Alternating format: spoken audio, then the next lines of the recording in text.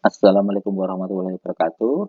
Oke, kali ini kita akan belajar memilah jenis sampah berdasarkan kategori yang diterima oleh bank sampah, terutama bank sampah Sari Mulia.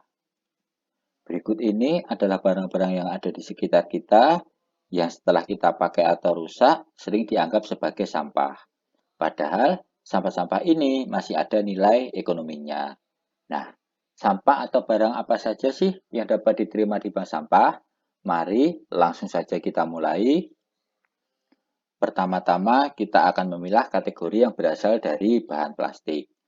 Kategori pertama yaitu kategori asoy, yang termasuk ke dalam kategori asoy ini antara lain ada plastik kresek, ada bungkus mie, ada bungkus sabun, ada plastik gula, dan plastik-plastik sejenisnya. Intinya, plastik yang tidak ada lapisan aluminiumnya. Kemudian kategori berikutnya, kategori botol atau gelas kotor. Nah, maksud botol atau gelas kotor di sini adalah yang ada label dan tutupnya. Nah, ini apabila tutup dan labelnya kita pisahkan, gelasnya dapat kita masukkan ke dalam kategori gelas bersih. Sedangkan untuk botolnya, kita bisa masukkan ke dalam kategori botol bersih. Untuk label hasil pemilahan kita tadi dapat kita masukkan ke dalam kategori asoy. Sedangkan untuk leher dan tutup botolnya bisa kita masukkan ke dalam kategori tutup botol. Kategori berikutnya adalah kategori tutup galon. Nah, kategori tutup galon ini isinya antara lain tutup galon isi ulang dan tutup galon aqua.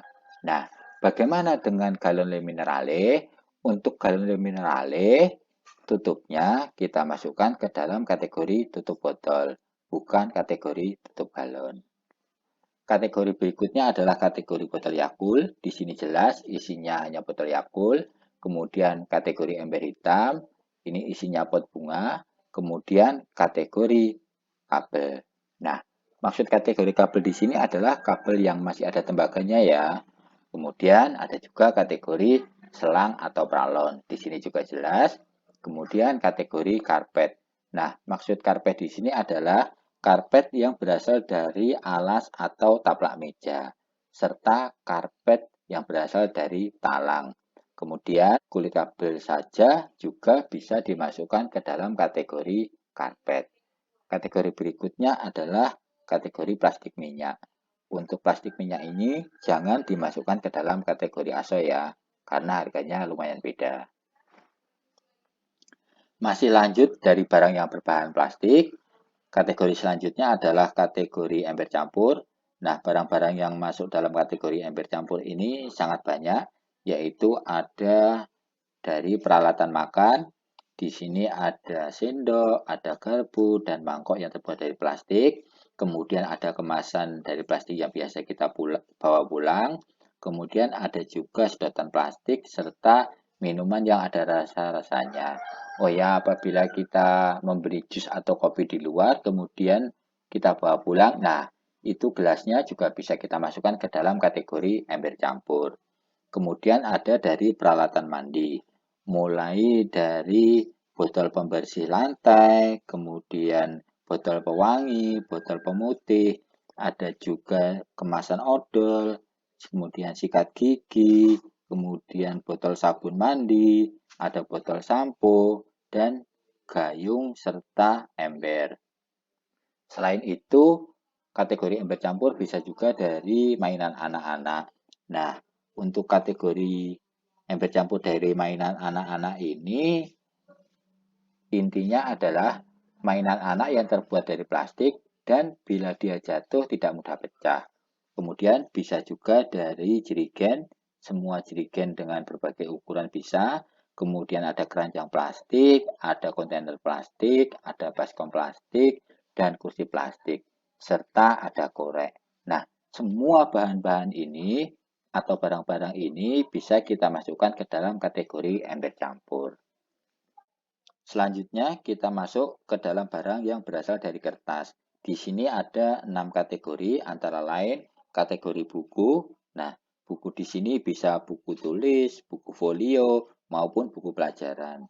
Kemudian ada kategori kardus. Nah, isinya antara lain ada kardus dan kertas semen. Kemudian ada kategori HPS atau putihan. Nah, di sini isinya hanya HPS saja. Kemudian ada kategori majalah.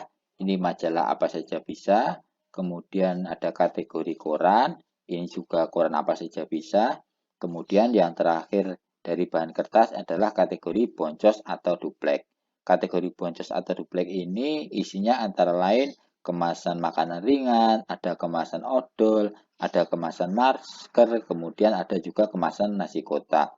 Nah, untuk bahan yang berasal dari kertas, silakan dipilah sesuai dengan 6 kategori ini ya.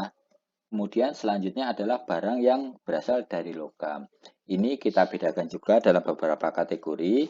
Kategori yang pertama adalah kategori besi. Besi di sini maksudnya adalah besi padat. Kemudian ini ada pompa air. Pompa air ini juga dimasukkan ke dalam kategori besi. Kemudian ada kategori aluminium. Nah, yang masuk dalam kategori aluminium ini misalnya ada ceret, ada panci, kemudian ada kemasan minuman yang berasal dari aluminium. Selanjutnya ada kategori tembaga. Nah, kategori tembaga ini bisa berupa tembaga batangan atau tembaga yang berasal dari kabel. Nah, bila kita mengupas kabel untuk dimasukkan ke dalam kategori tembaga, maka kulitnya jangan dibuang ya, karena kulit kabelnya itu bisa dimasukkan ke dalam kategori karpet seperti penjelasan yang tadi di slide awal. Kemudian ada kategori kaleng. Barangnya berupa ada kaleng biskuit, ada kaleng susu, ada kaleng semprot nyamuk, dan juga kaleng pengharum ruangan. Kemudian ada kategori seng dan kawat. Barangnya yaitu kawat dan seng yang biasa untuk atap. Kemudian ada kategori kuningan. Nah, kategori kuningan ini biasanya barangnya berupa sambungan-sambungan pipa kuningan. Nah, kategori kuningan ini jarang kami jumpai di bank sampah. Selanjutnya kita masuk ke barang-barang elektronik. Kategori ini dihitungnya bukan per kilo, namun per unit. Kategori pertama adalah kategori AC. Nah, kategori AC di sini maksudnya adalah AC yang lengkap ya, yang masih ada kompresornya, bukan hanya AC indoornya saja. Kemudian ada kategori komputer. Nah, komputer di sini maksudnya juga yang lengkap, yang masih ada CPU-nya, ada monitornya, kemudian ada keyboardnya. Untuk laptop itu juga bisa dimasukkan ke dalam kategori komputer, namun harganya akan berbeda dengan komputer. Kemudian ada kategori mesin cuci. Nah, mesin cuci di sini maksudnya juga mesin cuci yang masih lengkap, yang masih ada mesin di dalamnya. Karena beberapa kali kami menerima mesin cuci, namun tidak ada mesin di dalamnya. Sehingga kami masukkan ke dalam kategori lain, bukan kategori mesin cuci. Kemudian ada kategori TV tabung. Nah, TV tabung ini juga yang masih ada mesin di dalamnya ya. Kemudian ada kategori kulkas. Nah, kulkas ini bisa berupa kulkas 2 pintu, kulkas 1 pintu, maupun kulkas untuk minuman. Kemudian ada kategori aki. Nah, ini baik aki kering maupun aki basah bisa diterima semuanya di bank sampah. Kategori selanjutnya adalah kategori impact.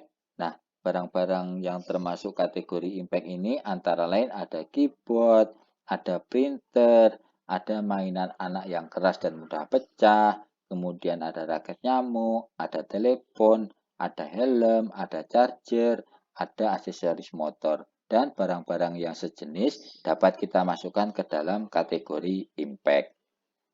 Selanjutnya ada kategori kabin.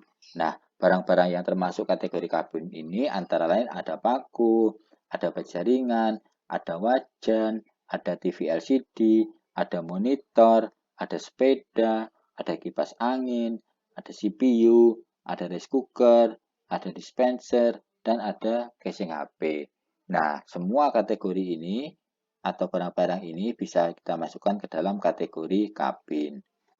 Nah, sekarang kita masuk kategori lain-lain. Di sini ada kategori CD atau kristal putih. Barangnya ini berupa CD ataupun kristal putih. Kemudian ada kategori Tetra Pak. Ini isinya antara lain ada kemasan susu, ada kemasan minuman, kemudian ada juga kemasan santan. Kemudian ada kategori beling. Nah, Yang termasuk dalam kategori beling ini antara lain ada gelas dan piring kaca. Ini ya terbuat dari kaca ya. Nah, apabila terbuat dari keramik, maka tidak bisa dimasukkan ke dalam kategori beling. Kemudian ada botol kaca dan juga ada kaca lembaran. Nah, kaca lembaran ini bisa berasal dari kaca meja ataupun kaca jendela. Kategori selanjutnya adalah kategori minyak jelantah. Minyak jelantah ini merupakan minyak goreng bekas. Nah, dalam menyetor minyak jelantah diharapkan tidak dalam wadah kaca ya, karena saat ditimbang kacanya kan lumayan berat. Kemudian ada kategori styrofoam. Nah, baik itu styrofoam yang berasal dari styrofoam makanan maupun styrofoam yang dari packaging alat-alat elektronik. Nah, ciri-ciri styrofoam ini yaitu apabila diremas dia mudah ambyar. Kemudian kategori terakhir adalah kategori multilayer. Barang-barangnya antara lain ada bungkus kopi, ada bungkus snack, kemudian ada bungkus sabun cuci juga. Yang penting intinya bungkus yang ada lapisan aluminium di dalamnya. Nah, untuk kategori multilayer ini biasanya bank sampah itu tidak menerima, tapi bank sampah kami tetap menerima. Nah, itu tadi barang-barang yang ada di sekitar kita yang bisa disetor dan ditabung ke bank sampah.